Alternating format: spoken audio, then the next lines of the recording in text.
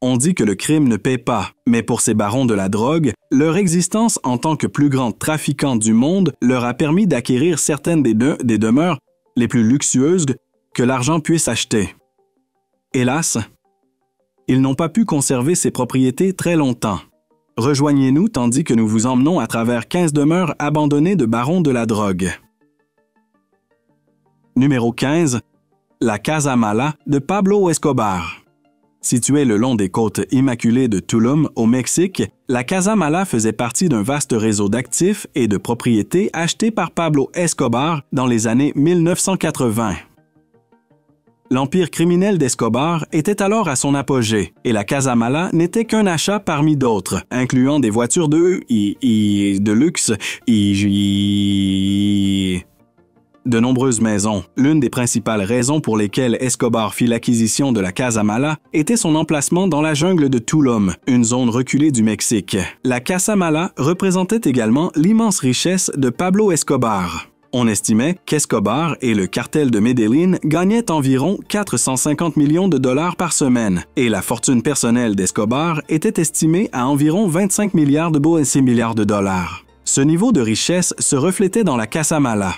La propriété s'étendait sur 25 acres de terrain, comprenant un zoo, une plage et 42 pièces dont le mobilier valait plus d'1 500 000 $, ainsi que plusieurs piscines. La ville où elle se trouvait, Tulum, était exclusivement un havre pour les riches et les puissants, incluant des hommes politiques influents et des barons de la drogue prospères, comme Escobar. Malheureusement, la Casa Mala fut abandonnée après la mort d'Escobar en 1993. La villa fut redécouverte en 2003 et rendue à son propriétaire initial avant d'être vendue à Leo Malka, un marchand d'art basé à New York, en 2012. Malka, qui travaillait avec des œuvres contemporaines d'artistes tels que Jean-Michel Basquiat et K.A. Doualies, rénova le manoir pour en faire un hôtel 5 étoiles. Le projet fut achevé en 2015 et ouvrit avec 9 chambres. Depuis, il s'est étendu pour offrir 72 chambres, avec des piscines et un hall rempli de peintures, de sculptures et de meubles créés par certains des artistes et designers contemporains les plus renommés. Exposés sur ses murs blancs et ses sols en béton poli, les œuvres d'art de l'hôtel sont régulièrement renouvelées, permettant aux clients fidèles de profiter d'œuvres différentes à chaque séjour. Numéro 14. Wallace Thrasher. À partir des années 70. Wallace Thrasher aurait organisé des vols acheminant d'importantes quantités de marijuana et de cocaïne vers l'ouest de la Virginie. Les personnes impliquées déplaçaient ensuite secrètement la drogue vers le nord, notamment à Chicago, Détroit et d'autres grandes villes. Thrasher utilisait des avions privés pour transporter la drogue, rendant sa localisation difficile. La réussite de Thrasher en tant que trafiquant de drogue se reflétait dans son mode de vie. Lui et sa femme, Olga, possédaient un domaine rural de 10 acres en Floride, mais ils aimaient le calme de la vallée montagneuse et déménagèrent dans la vallée de Little Creek, dans le comté de Bland. Bien que de nombreux habitants sachent d'où provenait l'argent de Thrasher, ils le traitèrent, lui et sa femme, comme des célébrités, et les rumeurs à leur sujet durèrent 10 ans. Thrasher évita les autorités jusqu'au 17 octobre 1984, lorsque l'un de ses pilotes s'écrasa avec un avion rempli de marijuana sur le flanc d'une montagne. L'accident attira l'attention des médias locaux et des autorités nationales. Les registres montrèrent que Thrasher avait payé le hangar et l'entretien de l'avion, et personne ne douta qu'il en fût le propriétaire. Quelques semaines plus tard, alors que les enquêteurs antidrogue se rapprochaient, des rapports affirmaient pendant les shows qu'il était mort dans un crash aérien enflammé au Belize et que son corps avait été réduit en cendres. Certains pensèrent que Thrasher avait simulé sa mort, mais sa femme organisa des funérailles. Cependant, l'enquête fédérale sur Thrasher mena à la plus importante saisie de drogue dans le Mid-Atlantic, aux États-Unis, en 1986, lorsque la Drug Enforcement Administration confisqua plus de 150 millions de dollars en drogue et en liquide. Le principal objectif de cette opération était d'arrêter Thrasher, mais il s'échappa, laissant apparemment une photo de lui assis sur un tas d'argent pour narguer les agents à sa poursuite. Son manoir en Floride est encore abandonné aujourd'hui et Thrasher n'a jamais été retrouvé. Numéro 13. La Fortaleza d'Amado Carrillo Fuente. L'ancien chef du cartel de Juárez, connu sous le nom de « Seigneur des cieux », fit construire cette demeure à 4 500 000 $ dans Jardines del Pedregal, un quartier exclusif au sud de Mexico. La Fortaleza, une résidence de 2 étages, s'étend sur plus de 930 mètres carrés de terrain et abrite une piscine intérieure, de vastes jardins remplis d'une végétation luxuriante, ainsi qu'un garage pouvant accueillir 30 voitures. À l'intérieur, l'immense demeure comprend un bar avec une cave à vin, 9 chambres spacieuses, 6 jacuzzis luxueux, de nombreux placards et dressings, une cuisine immense, un hammam, une bibliothèque et une maison de jeux grandeur nature pour les enfants. La Fortaleza fut saisie en janvier 1995 à Carrillo, 2 ans avant sa mort, et le manoir devint un fardeau dont personne ne voulait. La Fortaleza était le centre d'opération de Carrillo, mais il dut rapidement abandonner le manoir lorsque ses ennemis et les forces de l'ordre se mirent à le poursuivre de près. Bien qu'il possédât des propriétés dans tout le Mexique, Carrillo ne pouvait rester longtemps au même endroit, étant recherché par les autorités d'Argentine, de Colombie, des États-Unis et du Mexique. Pour leur échapper, Carrillo subit plusieurs interventions de chirurgie esthétique afin de modifier son apparence. Malheureusement pour lui, il mourut lors d'une opération ratée en 1997.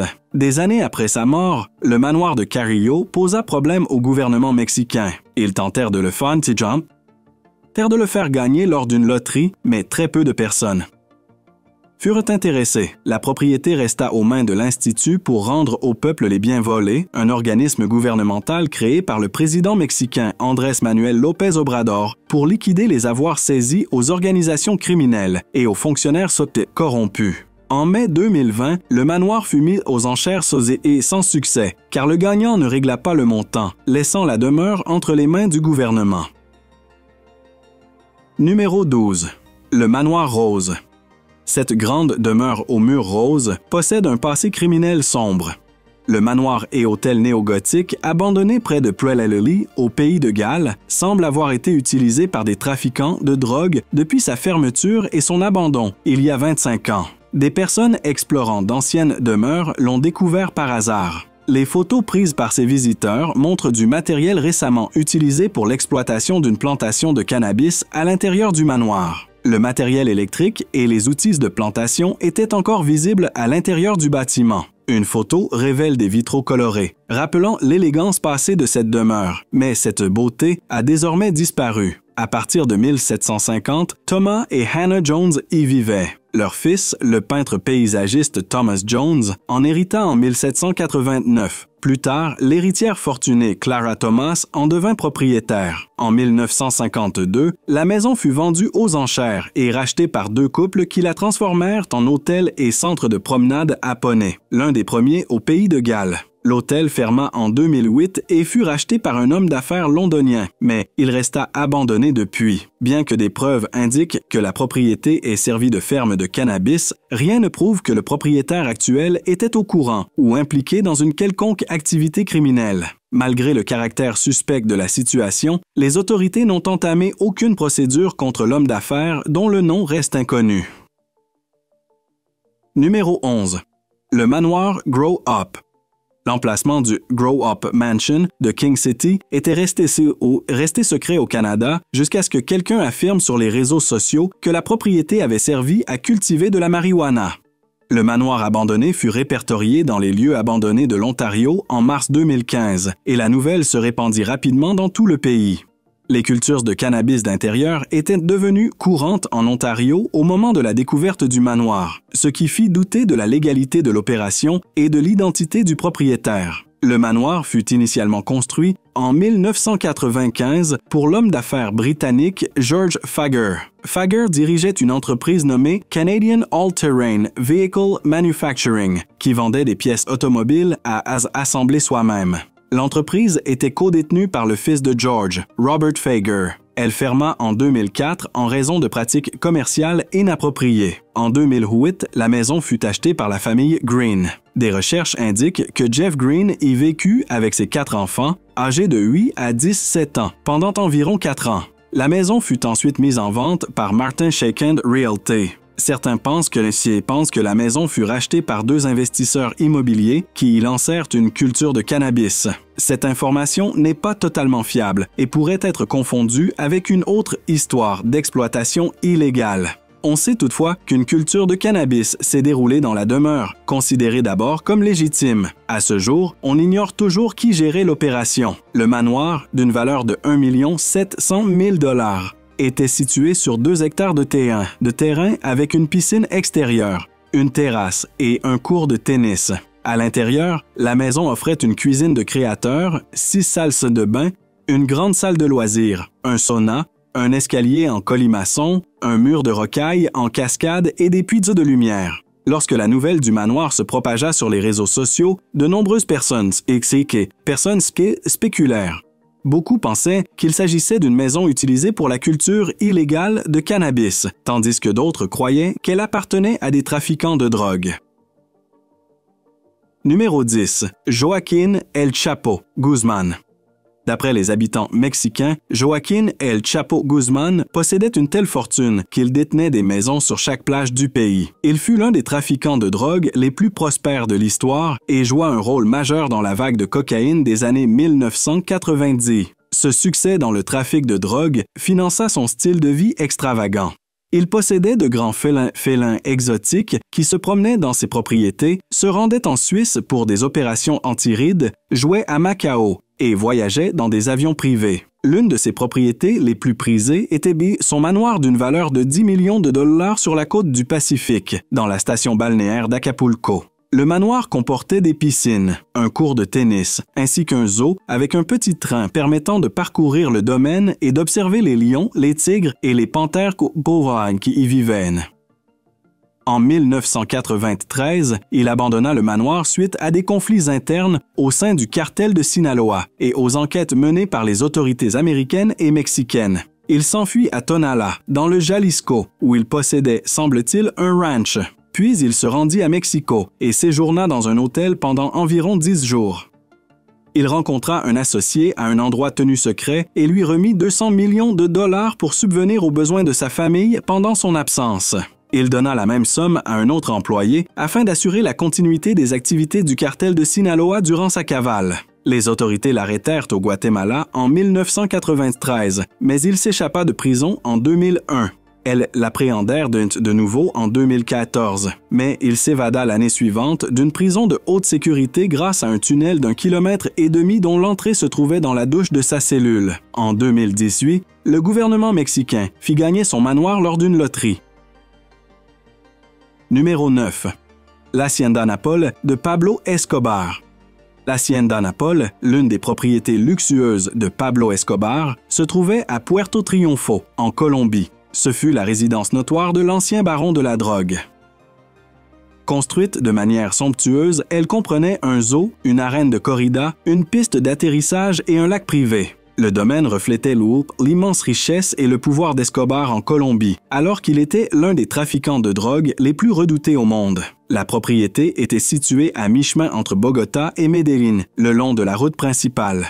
Elle comportait une maison de style colonial espagnol, un parc de sculptures et un zoo abritant une grande variété d'animaux venus de différents continents: antilopes, éléphants, oiseaux colorés, girafes, hippopotames, autruches et poneys. Après la mort d'Escobar en 1993, l'Hacienda Napol fut mêlée à des litiges juridiques et se dégrada. Le gouvernement colombien reprit le domaine et le transforma en parc à thème. Certains animaux exotiques furent déplacés vers des lieux sûrs. Ces dernières années, des touristes visitent l'Hacienda Napol pour explorer son passé sombre et observer les vestiges du mode de vie extravagant d'Escobar, dont les ruines de son ancien manoir et les sculptures de Kézar. Des sculptures de dinosaures des caisses qui sont nées. Autrefois la propriété. Numéro 8. Rakesh Rick Saran. En 2005, la Drug Enforcement Agency des États-Unis arrêta Rakesh Saran et saisit son manoir à Arlington. Le manoir fut mis en vente pour 3 700 000 $, malgré son association à des activités criminelles. Le plus grand atout du manoir n'était pas ses caractéristiques, mais sa proximité avec le Cowboys Stadium, un argument séduisant pour les amateurs de football américain. Saron et ses associés prenaient des commandes de médicaments sur ordonnance en ligne et les expédiaient à travers le pays, réalisant un bénéfice moyen de plus de 50 000 $ par jour. Saron plaida coupable pour fraude dans le domaine de la santé, fraude postale, distribution de drogues illégales et d'autres crimes fédéraux. En décembre 2009, Saron fut condamné à 12 ans de prison fédérale et a payé 68 millions de dollars de restitution pour sa participation à ces activités illicites. Dans le cadre de son accord avec les procureurs, Saron abandonna sa maison sur mesure, qui était encore en construction à l'époque. En mai 2018, le United States Marshal Service la vendit à des investisseurs venus d'Austin, au Texas, pour 1 200 000 $. Après l'achat, les nouveaux propriétaires mirent environ 9 mois à rénover la propriété. La maison était restée inoccupée pendant 2 ans et nécessitait des réparations supplémentaires. La demeure, comprenant 7 chambres, 8 salles de bain, niches de bain et 4 demi-salles de bain, est située sur environ 1 hectare surplombant la ceinture verte de Rush Creek et a été restaurée dans un état habitable. Conçue par l'architecte d'Arlington, Don Wheaton, elle comporte toujours des aménagements liés à son ancien propriétaire, tels qu'une nursery à côté de la chambre principale, construite parce que l'épouse de Saron attendait un enfant. Un artiste venu d'Italie a peint une fresque paysagère en 3 panneaux à l'entrée de la chambre principale. La maison comprend également une piscine intérieure, une salle de cinéma et un chauffage au sol en marbre sur toute sa surface. Numéro 7. Paul Yearsley. Un trafiquant de drogue devrait éviter d'exhiber sa richesse, mais Paul Yearsley ne s'en priva pas. Yearsley étalait son manoir de style géorgien, doté d'un cinéma privé, d'une grande piscine, d'un sauna, d'une salle de sport, ainsi que d'une rutilante Range Rover stationnée à côté d'une Bentley Continental. Il se fit remarquer lorsque son manoir, d'une valeur de 6 millions de livres, apparut en pleine page dans un magazine de luxe, qui le décrivit comme une maison de rêve digne d'une pop star. Quelqu'un de la Serious Organized Crime Agency de Grande-Bretagne remarqua l'article et se demanda comment Yearsley, sans emploi, pouvait s'offrir un tel palais. Yearsley prétendait avoir fait fortune en vendant des maisons à des footballeurs de Premier League, mais en réalité, il était un baron de la drogue dont le seul revenu légal était une pension d'invalidité municipale de quelques centaines de livres par mois. Il avait travaillé pour le Tameside Metropolitan Borough Council comme superviseur dans une piscine jusqu'en 1993, puis avait pris sa retraite pour raison de santé à l'âge de 28 ans. 16 ans plus tard, Yearsley avait accumulé un patrimoine immobilier valant plusieurs millions de livres, incluant 80 maisons autour de Manchester et une villa sur la Costa del Sol. Yearsley construisit son manoir dans la ceinture des footballeurs de Heaton à Bolton et le nomma Nos le Manor. Il développa une autre demeure sur le même terrain qu'il revendit pour 2 200 000 livres. Il prévoyait de construire une 3e maison sur le même site, évaluée à 800 000 livres. Yearsley ne put résister à l'envie de parader et en août 2009, lui et sa femme Carol invitèrent dans le Lancashire Magazine, un magazine local de décoration et art de vivre, à visiter leur maison de 7 chambres. Résultat, Yearsley fut condamné à 5 ans et 4 mois de prison en 2011. Numéro 6. Le manoir de Pétasse dans le bidonville.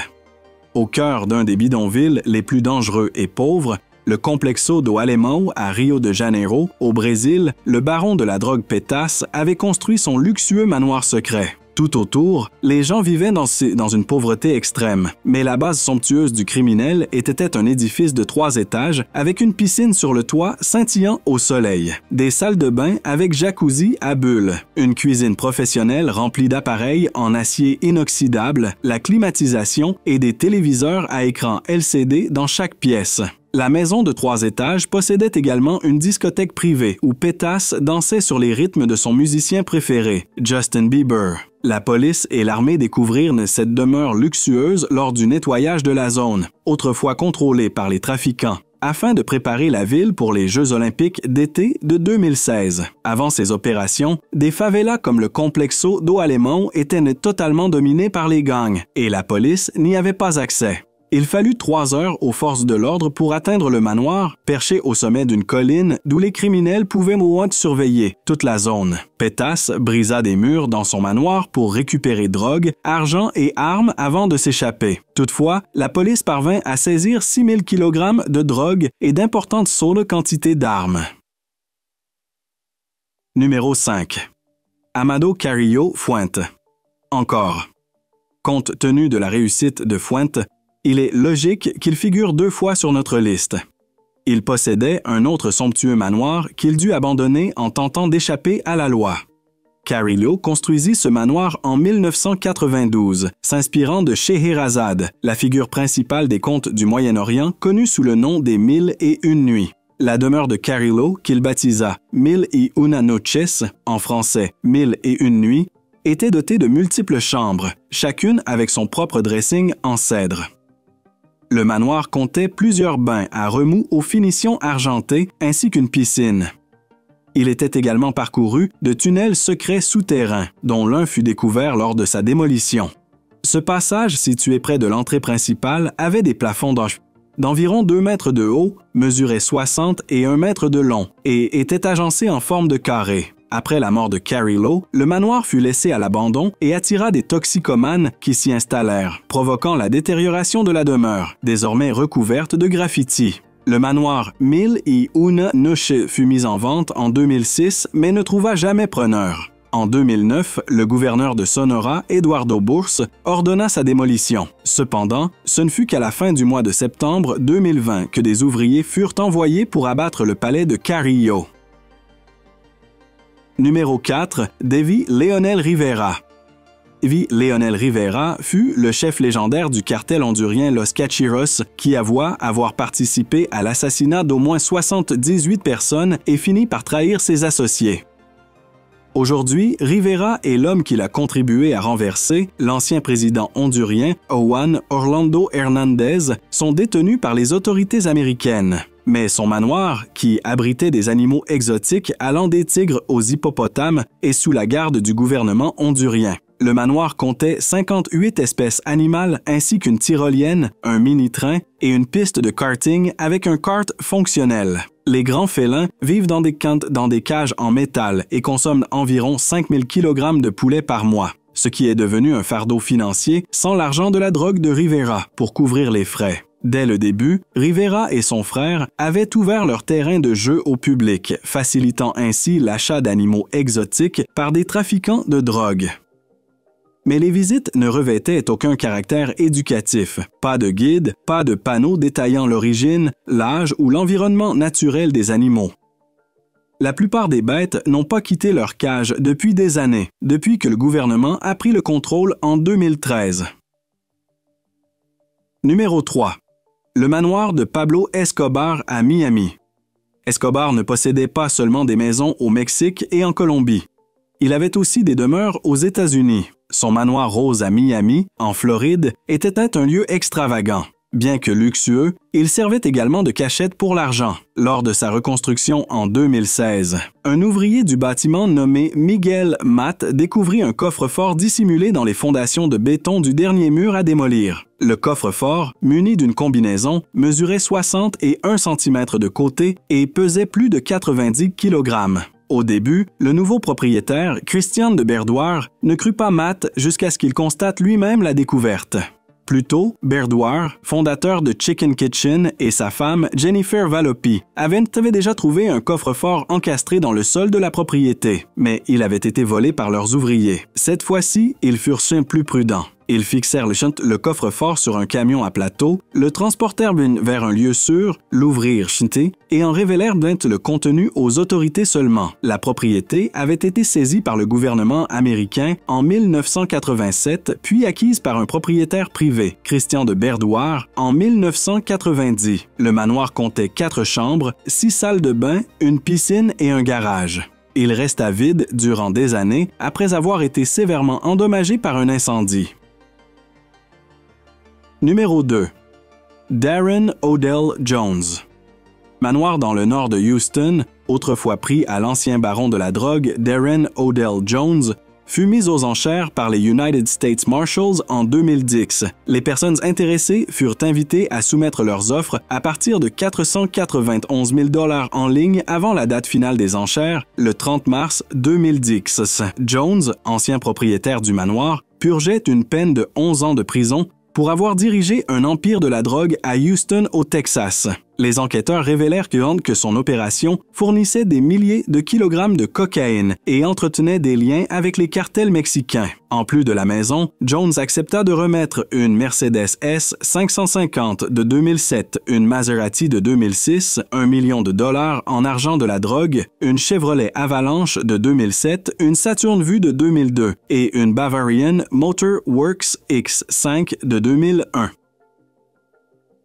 Numéro 1. José Gonzalo Rodríguez Gacha. La maison abandonnée de José Gonzalo Rodríguez Gacha, un membre important du cartel de Medellín de Pablo Escobar, sert aujourd'hui de site à la nouvelle ambassade de Chine, faisant une forte déclaration de sa présence en Colombie et en Amérique latine. S'étendant sur plus de 5000 mètres carrés, le terrain aurait coûté 18 millions de dollars, une petite somme à l'échelle mondiale, mais considérable sur le marché local. À présent recouverte de lierre et de graffitis locaux, la propriété est bien connue pour son lien avec l'histoire sombre et violente de la Colombie. Le manoir, surnommé La Gacha, fut acheté à l'époque où le cartel de Medellín fournissait environ 90% de la cocaïne mondiale. Les membres du cartel achetaient des propriétés dans les quartiers les plus riches du pays pour exhiber leurs richesses et défier l'élite nationale qui les rejetait. Mais après avoir semé la terreur à travers la nation, corrompu la politique et failli faire s'effondrer la Colombie, les membres du cartel ne pouvaient rien faire pour redorer leur image. Les Chinois semblent avoir ignoré l'histoire et l'importance culturelle de la gacha, ce qui est inhabituel étant donné qu'ils sont généralement très superstitieux. Pour l'instant, le gouvernement colombien espère que le projet chinois aidera la Colombie à oublier l'héritage du cartel de Medellín. Nous espérons que vous avez apprécié cette vidéo. Si vous souhaitez voir plus de vidéos que nous avons réalisées pour vous, cliquez sur l'une d'elles à l'écran ou visitez la chaîne. Merci de votre visionnage et à bientôt.